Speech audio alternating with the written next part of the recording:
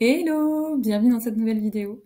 Aujourd'hui, on se retrouve pour parler de comment on mobilise des équipes pour s'intéresser ou faire la mise en conformité RGPD.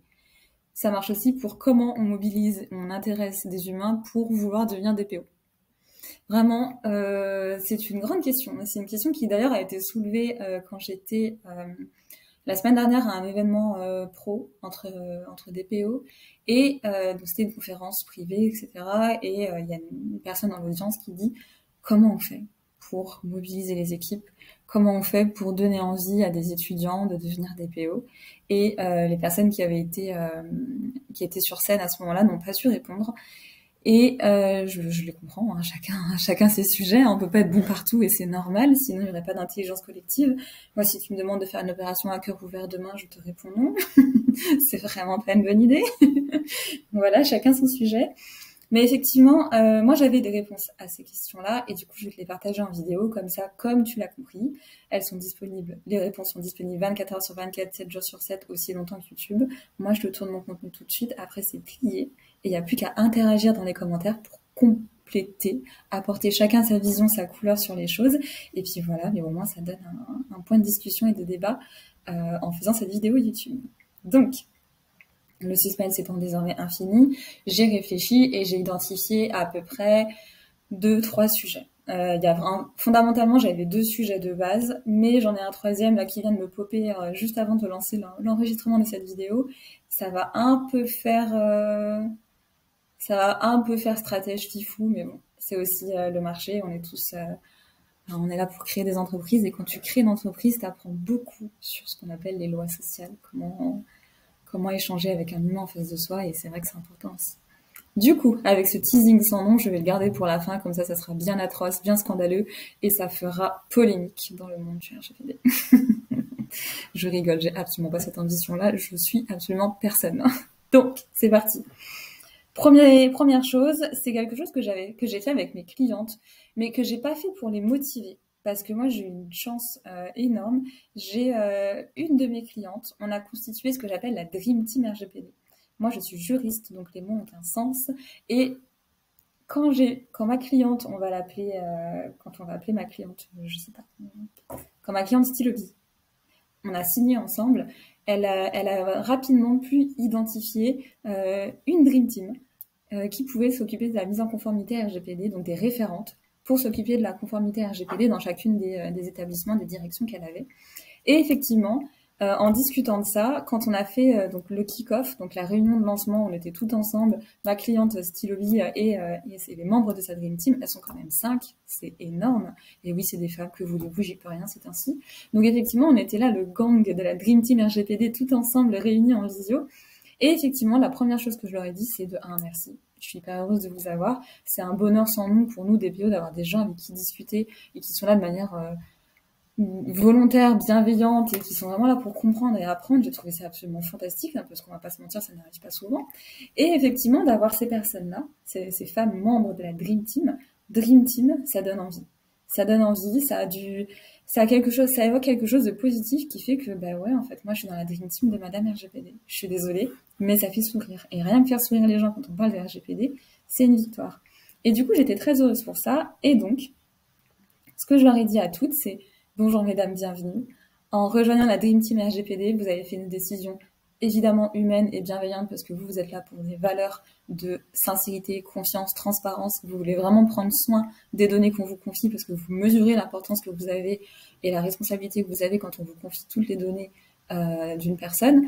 Mais vous avez aussi également fait un choix méga stratégique et méga intelligent parce que vous passez de petites mains salariées qui travaillaient très dur à chaque fois que je travaillerai avec vous et que je ferai un récap à la directrice générale, Stylobi, je dirais ah ben Justine, elle a trop bien travaillé, elle est hyper investie.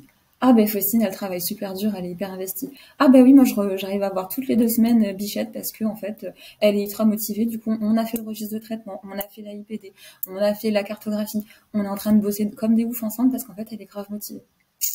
Et je suis désolée, mais d'un point de vue stratégique, avoir ton nom et ton prénom qui pop de manière positive dans la tête de ta directrice générale par une externe, mine de rien, en termes d'évolution de carrière, c'est pas con. C'est pas con parce que du coup, tu te dis, ok, à chaque fois qu'elle entendra parler de toi, ou les rares fois elle entendra parler de toi, parce qu'une DG, ça a quand même énormément de travail, eh ben, ça sera pour du positif. Et donc, du coup, pour ton évolution de carrière, à court ou moyen terme, tu te mets des points positifs en plus, en fait. Tu te charges en points positifs ou en points de vie supplémentaires. Donc, c'est fantastique. Aussi, d'un point de vue toujours stratégie d'évolution de carrière, parce qu'on va pas se mentir, c'est comme ça que ça s'appelle, et c'est normal. Bien sûr que c'est normal. En termes de point de vue de stratégie d'évolution de carrière, il y a aussi le fait que tu prends un sujet que personne ne veut faire. Bah, l'avantage de prendre un sujet que personne ne veut faire, c'est que option 1, reconnaissance éternelle. Bon, peut-être que j'exagère, mais tu vois le sujet. Option 2, tu deviens un des éléments clés dans le développement de l'entreprise. Tu te construis ta place, et en général, comme personne ne veut le faire, tu peux étendre ton poste de DPO aussi longtemps que tu le veux. Et dans la mesure que tu le veux, dans la mesure que tu es capable de le gérer, de l'absorber, évidemment. Mais ça, avoir la chance de pouvoir construire son poste et de faire partie des éléments nécessaires plus à l'entreprise, c'est hyper important. Quand tu veux sécuriser ton poste et quand tu veux monter en gamme. Donc ça, je trouve que d'un point de vue stratégie d'évolution de carrière, c'est quand même la base. Et c'est une des, on va pas se mentir, une des bonnes motivations pour embarquer les gens avec soi. Il y a beaucoup de gens qui récupèrent le sujet et qui se disent « Oh mince, ça m'embête, patati patata ». En fait, quelque part, il y a aussi, et c'est aussi du mindset et de l'humain, et chacun sa personnalité, c'est normal, hein, mais de se dire, en fait, t'es face à une vague, soit tu la surfes et t'es content, ou en tout cas t'essaies d'en tirer le plus possible, soit tu te fais noyer, tu te fais couler, et puis en fait, t'es une victime par rapport à ça. C'est des schémas un peu grossiers, hein, je sais bien, mais ça découle aussi d'une manière de penser et d'une manière de voir les choses, et effectivement, si tu veux voir en termes de stratégie d'évolution de carrière, ce qui est tout à fait normal, faut pas déconner, évidemment, et bien effectivement, te dire que prendre un poste de DPO, ou en tout cas se rapprocher du contexte et des connaissances de DPO, c'est un des éléments qui te permettent de sécuriser ta place, construire un poste, étendre tes compétences dans ton poste si tu en as envie, si tu en as la capacité, tout ce que tu veux, et c'est une manière d'être visible par la direction, parce qu'en fait, tu reportes à la direction. Voilà. Ça, c'était le premier point sur la stratégie d'évolution de carrière, parce que personne n'en parle, mais je comprends pas, c'est normal, c'est évident. On veut grandir dans sa vie professionnelle. Attends, je fais une toute petite pause. Voilà, je suis revenue parce que j'étais en train de m'étouffer et j'allais mourir devant vous, c'était franchement pas cool à regarder. Deuxième chose qui me paraissait, alors pour le coup, ce que je vais te dire là, c'est vraiment mon image de marque, c'est vraiment mon identité. Ça veut pas dire que c'est des valeurs qu'il y a que moi qui partage, faut pas déconner, absolument pas. Ça veut dire que moi j'ai décidé de faire ma communication sur les réseaux sociaux et sur mon identité de marque et d'entreprise qui est Madame RGPD, hein, je pense que tu peux difficilement voir une de mes vidéos YouTube sur mon t-shirt, parce qu'en fait, moi, je suis indépendante. Je suis une conseillère RGPD de manière indépendante, donc la seule différence entre moi et mes consoeurs et mes confrères, c'est l'humain. On a tous les mêmes capacités techniques, on n'a pas tous les mêmes expériences, mais c'est ok. Moi, ma différence, c'est ma vision, mon mindset, ce à quoi j'appartiens, ce à quoi je contribue et à ce à quoi mes clients veulent contribuer et appartenir en travaillant avec moi. Et en fait, moi, ce qui me permet et ce qui fait que j'aime ce métier de conseil RGPD, c'est en fait que pour moi, le RGPD, c'est vraiment un outil, comme le droit des affaires, qui permet de créer des relations de confiance sincères et transparentes entre humains et d'entre humains dans le monde du droit des affaires. Quand tu es une fondatrice, quand tu es un fondateur, quand tu es un employeur, quand tu es un partenaire commercial, bref, dès lors que tu es dans le monde du business, du droit des affaires, dès lors que tu es en train de faire du business avec un autre humain, c'est hyper important pour moi que ta relation commerciale soit sincère, transparente, et que tu aies confiance à ton interlocuteur et que tu aies confiance à la personne avec qui tu t'engages, en fait, tout simplement. Le droit des affaires, ça a toujours été ça pour moi. Ça a toujours été un outil qui permet de se mettre autour d'une table, de se dire qu'est-ce qu'on veut pas. Si jamais il se passe un truc horrible, comment on s'imagine réagir, juste histoire de provoquer la conversation et de se donner l'occasion de voir si on va se faire confiance ou pas, ou si on pense pareil, si on a la même vision. Je me rendais pas compte à l'époque quand j'étais encore salariée, mais avoir la vision, ça change énormément de choses dans ta construction d'entreprise, dans ta croissance, dans les salariés que tu embauches. Vraiment, la vision et ce pourquoi tu fais les choses, en vrai, c'est hyper important. Et effectivement, pour moi, le droit des affaires, c'est un outil pour faire ça.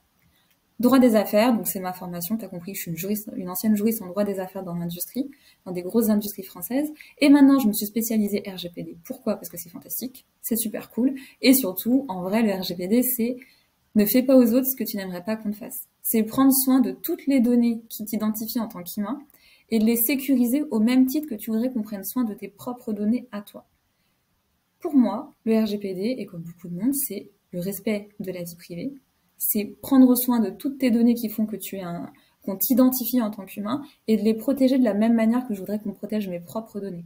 Quand je donne mes données à une entreprise, j'exige qu'elle en prenne soin au même titre qu'on prendrait soin des données du fondateur ou de la fondatrice.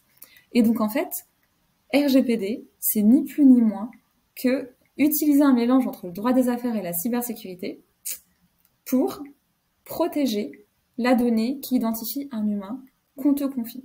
C'est juste mélanger le droit des affaires et la cybersécurité pour honorer la confiance qu'on te porte et pour incarner le principe avec lequel ma mère m'a élevé, qui est ne fais pas aux autres ce que tu n'aimerais pas qu'on te fasse. Donc, comment mobiliser les équipes pour travailler sur la conformité RGPD? Option 1, stratégie d'évolution de carrière, et c'est normal. Il faut arrêter de banaliser, de diaboliser des choses qui sont normales et évidentes. Et la deuxième chose, les valeurs. Pourquoi mes clientes travaillent avec moi? Parce qu'avec moi, elles auront une conformité RGPD qui est sincère, confiante, transparence. Elles se raccrochent à mon image de marque où Madame RGPD, tu ne travailles pas avec elle si tu veux juste une vitrine où je balance des textes juridiques, et c'est absolument pas vrai ce qui se passe entre le texte juridique et la réalité de l'entreprise. Voilà, ça c'est vraiment les valeurs. Il y a beaucoup de gens, beaucoup d'humains qui sont drivés par leurs valeurs. Tous les gens qui travaillent dans le social, qui travaillent dans l'humanitaire et qui travaillent dans tas d'autres diversités d'activités, ou tous les engagements sur le féminisme, sur l'écologie, etc. Ça c'est des humains qui sont drivés par leurs valeurs, qui veulent impacter dans le monde, positivement dans le monde, qui veulent contribuer et défendre des valeurs. Et en fait c'est ça. Ça, pour moi, c'est la vraie raison pour laquelle et avec laquelle tu onboardes des gens dans ton équipe, tu onboardes des gens dans ton projet, c'est parce que vous avez la même vision. Ou en tout cas, une vision similaire, vous voulez un même résultat. Vous avez envie d'incarner et de participer à quelque chose d'éthique, à quelque chose qui vous ressemble, à quelque chose qui est important pour vous.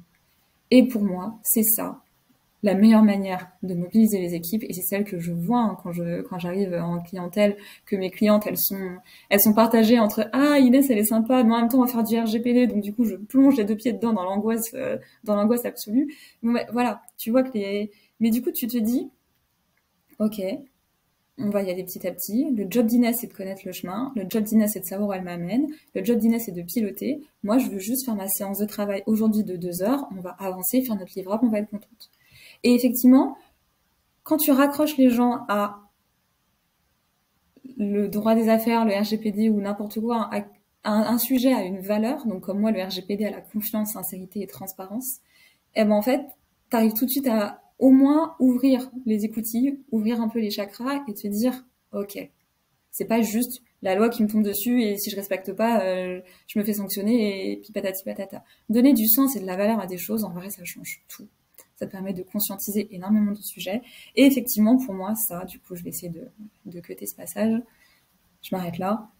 La valeur. Donner de la valeur, du sens à pourquoi tu fais les choses, c'est hyper important. Et quand on travaille avec moi, on sait qu'on travaille pour le fameux triptyque confiance, sincérité, transparence. Je suis pas la seule sur cette terre à défendre la confiance, la sincérité et la transparence. Qu'on soit bien d'accord. On est nombreuses et nombreux.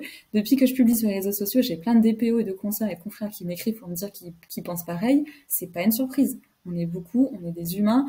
Des valeurs de toute façon de confiance, de sincérité, de transparence. Globalement, ça parle à tout le monde. Donc, voilà, c'est hyper important de dire ça. Drivé par les valeurs, moi je trouve que c'est quelque chose qui est vachement plus cool. Mais c'est mon humanité, et comme je suis ma propre entreprise, je dis bien ce que je veux sur YouTube. Ensuite, troisième chose, je voulais te dire aussi que j'avais pensé à un petit truc un petit peu fifou, un petit peu filou, juste avant de lancer cette vidéo. C'était en fait, tu te souviens quand t'étais gamin ou gamine, t'avais un cours et t'avais un prof. Tu sais pas pourquoi. T'avais ce prof ou cette prof qui avait un aura de malade, et même si a priori la matière n'était pas forcément hyper intéressante, avec ce prof-là, avec cet humain-là, la matière était vachement plus cool. La matière était vachement plus cool, t'avais vachement plus envie de le travailler, tu préparais tes exercices, tu y allais à fond, tu participais en cours. Enfin, il y a des gens comme ça. Et c'est ainsi, ils ont un aura, ils ont un charisme, ils ont quelque chose qui font que bah, même des sujets qui a priori paraissent pas dans ton champ d'intérêt, peuvent le devenir et peuvent te donner une motivation pour découvrir le sujet et peut-être la discipline pour l'appliquer. Là, je pense que je fais partie de ces gens-là pour certaines personnes dans leur vie. Mais effectivement, voilà, on a tous à un moment donné de leur vie une personne qui, pour des raisons purement humaines, pour des raisons de purement de sympathie, de crédibilité, de légitimité, etc. C'est voilà des humains qui débarquent dans ta vie et qui bon, ils ont ce truc de te rendre un sujet pas forcément sexy, intéressant et bah voilà, ça fait partie du jeu. Et c'est aussi comme ça que des fois on peut voilà nous donner des vocations, créer des carrières, des choses comme ça. Donc il y a aussi une bonne partie de voilà, il y a beaucoup d'humains en fait, hein. Il y a énormément d'influence, et c'est pour ça que je t'ai fait un petit teasing en disant que ça pouvait être tricky. Il y a beaucoup d'influence humaine sur bah, nos relations entre humains, hein. Merci beaucoup Inès pour ça. Et effectivement, du coup, on n'est pas à l'abri un jour de rencontrer cette personne qui fera waouh, je veux faire du RGPD, je veux faire du RGPD avec cette personne-là. Bon, ben go, ça part et on l'appelle. Donc voilà. Voilà, du coup, pour moi, mes trois manières, si j'ose dire, pour un peu sensibiliser et mobiliser les équipes. Un, stratégie d'évolution de carrière, c'est hyper évident, c'est hyper important d'en parler librement. Deux, les valeurs. Trois, bah, l'humain. L'opportunité de tomber sur un humain qui nous fera rêver et qui nous rendra le sujet, un sujet pas forcément sexy, hyper drôle, hyper intuitif, hyper agréable. Donc voilà. Si tu as d'autres avis, je serais hyper reconnaissante de les partager en commentaire. Encore une fois, cette chaîne YouTube, c'est juste pour partager la connaissance, avoir un espèce de réseau public pour partager et diffuser les connaissances, les informations, pour s'approprier le sujet, se rendre, voilà, conscientiser un peu le truc. Donc partageons, partageons, partageons. Mets-moi ce que tu as à dire en commentaire et je serai ravie de te revoir dans la prochaine vidéo. Bye bye!